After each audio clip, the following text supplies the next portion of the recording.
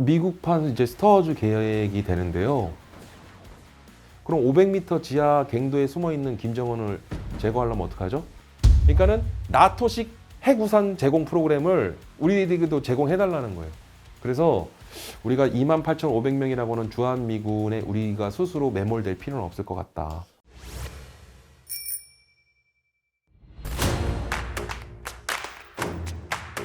우리가 북한에 대해 북한 무기를 좀 경계해야 될 무기가 있다면 핵무기죠. 핵무기 제외하고 뭐 생화학무기죠. 생화학 북한은 북한 전역에 25군데 이상의 연구소에서 27종, 27종 이상의 다양한 그러한 생화학제 무기를 개발, 보유하고 있는 것으로 추정하고 있죠. 사실은 저는 핵무기보다 생화학 무기가 더 끔찍할 거라고 보는데, 뭐 이런 말씀드리면 좀 그런데 핵무기가 사용되면요, 내가 죽은 것도 못 느껴요.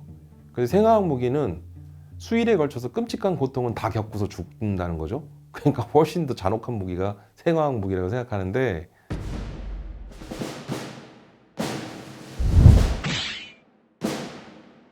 전 세계에서 가장 무거운 단두 중량을 실어서 쏘아 올릴 수 있는 괴물 미사일이고요. 그래서 우리로서는 이제 전략 무기인데, 이게 탄도 미사일과 순항 미사일 두 가지 특징을 동시에 갖고 있고요. 벙커 버스터 기능이 있어요.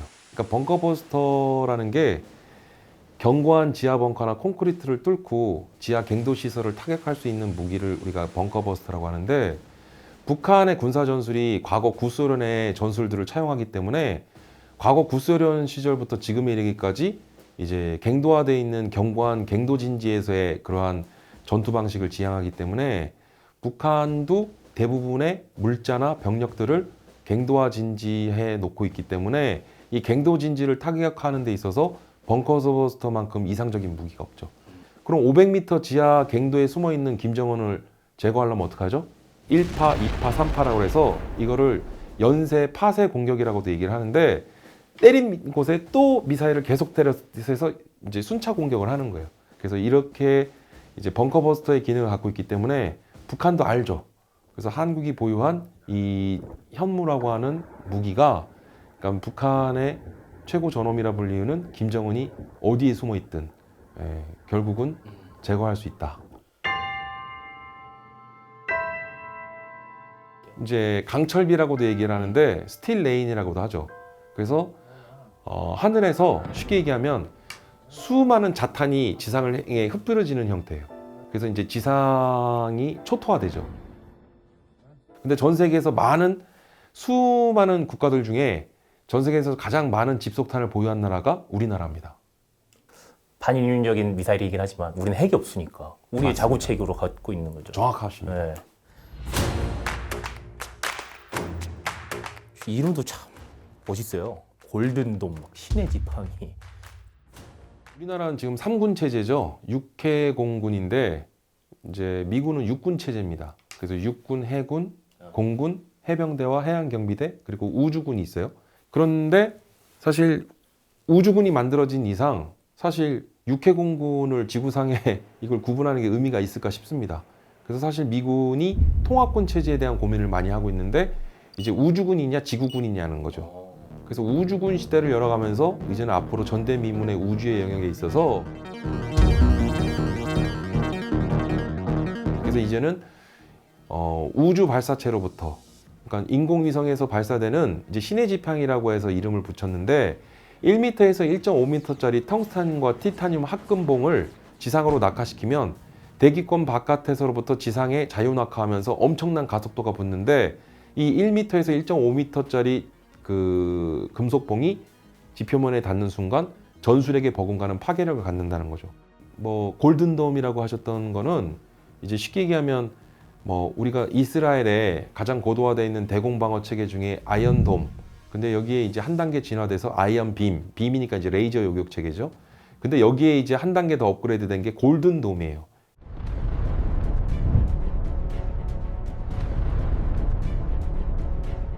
그럼 우주에서 요격을 시도해야 되는데 그게 바로 골든돔 개념입니다. 이제는 우주의 영역에서 이제는 대기권 밖에서도 전쟁 수행 개념의 그런 것들이 확대된 게 골든돔 개념이죠. 그럼 이게 뭐 만화 같은 미국판 이제 스타워즈 계획이 되는데요. 근데 이제 과거에 우리 인류를 보면 해상을 제패하고 제해권을 장악한 나라가 결국 패권국 지위에 올라서지 않았습니까? 이제는 누가 먼저 우주를 선점하느냐가 관건이 되는 거죠. 그런 차원에서 보자면 미국은 이걸 하고 말고의 문제가 아니라 이제 해야 되는 거죠. 그러면 또 미국 하면 또 빠뜨릴 수 있는 게 중국인데 우주 항모? 뭐 이런 게 또 흥미롭더라고요. 미국이 이제 골든돔 카드를 꺼내 드니까 중국도 이에 질세라 이제 테난먼 계획을 발표를 했는데요. 이제는 우주 전쟁 시대에 이제 본격적으로 뛰어들겠다라고 중국 정부도 밝힌 거죠. 그래서 여기에서 가장 놀라웠던 게 우리가 이제 항공모함이 있는데요. 항공모함을 영어로 우리가 캐리어라고 합니다. 근데 보통 항공모함에는 뭘 싣고 다니죠? 뭐 비행기도 싣고 다니고 그래서 에어크래프트 캐리어라고 그래요. 근데 항공모함은 어디 떠 있죠? 바다 위에 떠 있죠. 근데 지금 테난먼게이라고는 중국판 스타워즈 계획에서는 이 항모가 공중에 떠 있습니다. 그래서 이거는 그 해상 항모가 아니에요. 이거는 공중 항모가 된 거예요. 근데 이게 우리가 이제 SF 공상과학송 얘기를 제가 많이 하는데 그 어벤져스라고 하는 영화를 보면요. 거기 실제로 등장을 합니다. 그래서 어벤져스 주인공들이 공중에 떠다니는 그 공중 항모를 타고 다니는 장면이 나오는데 그러니까 그런 모함을 떠올리시면 될 것 같습니다. 제가 이런 무기체계 얘기하면서 방위산업 말씀드릴 때 한편으로는 SF 공상과학송 이야기를 너무 많이 하시면 제가 곤란하다고 얘기를 하거든요. 왜냐하면 그러한 SF 공상과학송 얘기를 너무 많이 하시면 이게 방위산업에 도움은 안 돼요. 네. 이게 좀 롱텀이라고 봐요. 좀 이제 굉장히 장기간에 걸쳐서 얼마나 걸릴까 그거는 누구도 장담할 수 없겠죠. 이번 트럼프 2기 행정부에서 발표됐던 이 방위 전략서의 핵심은 이제 미국을 중심으로 한 미국을 주축으로 한 그러한 우방국과의 연대와 결속을 강화하겠다. 그리고 이 우방국들도 나름 그 미국을 중심으로 한 이런 안보에 적극적인 동참을 요구하고 있고 그리고 일선에서의 이러한 우방국들의 군사 안보적 행동도 함께 요구하고 있는 내용들을 담고 있죠. 왜냐하면 미국이 계속 얘기하고 있는 전략적 유연성이라고 하는 부분 때문에. 근데 이 전략적 유연성이라는 것은 우리도 알아야 돼요. 그러니까 뭐냐면 이 전략적 유연성을 하게 된 배경에는 여러 가지가 있는데 미국은 이제 병역제도가 직모혼합제예요. 근데 평시에는 모병제고 전시에는 징병이 가능합니다. 근데 지금 미국이 모병이 잘 안 돼요. 그리고 우리나라도 지금 인구 감소에 따라서 병력 감축이 지금 심각한 상황인데 최근에 보면 작지만 강한 군대, 그러니까 군대의 규모를 스몰 사이즈로 사이즈를 줄이는 것을 전 세계적으로 많이 선호를 합니다. 그래서 사실은 병력 수에만 너무 매몰되거나 병력 수에만 의지하던 시절은 이제 지나가고 있다. 그러한 단계를 거쳐가고 있다. 그러면서 28,500명이라고 하는 전략적 유연성이라고 하는 개념은 사실 말 그대로 전략적 유연성. 그러니까는 미군의 어떤 병력 재배치 전략이나 또는 병력 구조를 훨씬 더 소형화 또는 정예화하는 그러한 어떤 군의 추진 정책이나 이런 부분들하고도 일맥상통한다고 볼 수 있는 거죠. 주한미군 문제에 관련해서 불안의 여지가 커지는 거 아니냐 이런 논조가 많은. 근데 주한미군 병력 28,500명? 사실은 제가 이게 28,500명이 되든 아니면은 뭐 이게 2만 명이 되든 18,500명이 되든 사실 이게 중요할까 싶은 생각도 들어요. 그러니까 무슨 얘기냐면 오늘날의 전쟁 양상이 달라지고 있다니까요. 미사일 발사 버튼을 누르는 것으로부터 시작해서 전쟁이 시작되고 끝날 수 있다는 거예요.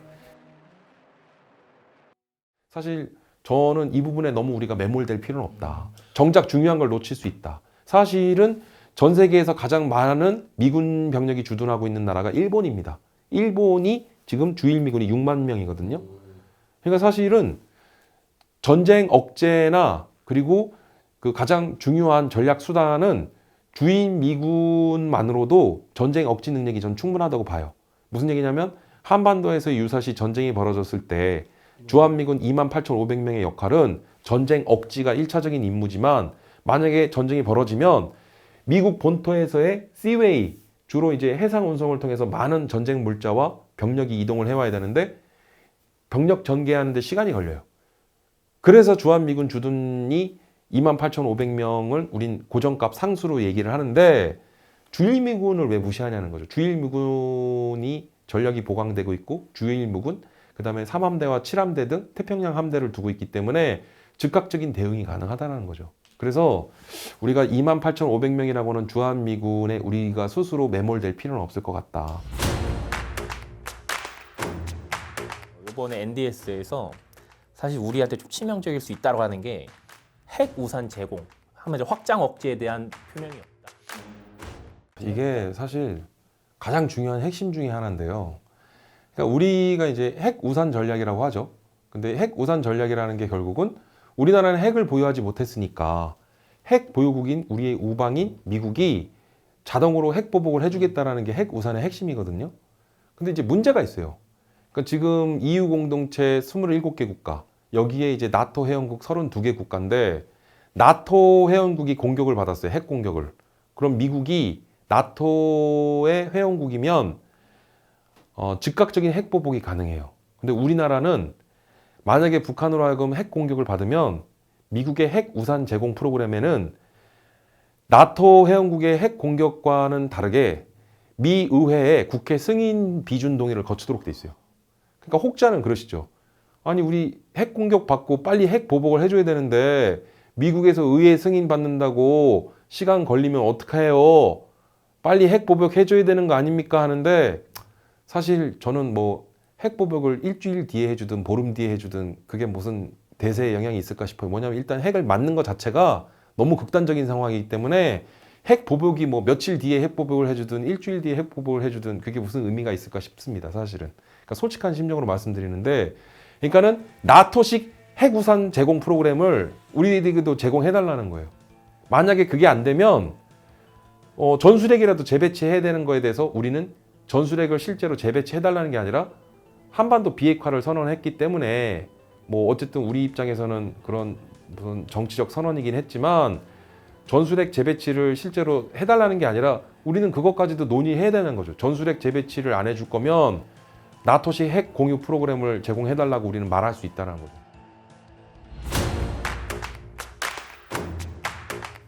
예, 다양한 안보 이슈에 대해서 이야기를 나눌 수 있었는데요. 오늘 저도 즐겁고 유익한 시간이었던 것 같습니다. 여러분들께도 앞으로 알찬 그러한 지식과 정보를 제공해 드릴 수 있도록 노력하겠습니다. 감사합니다.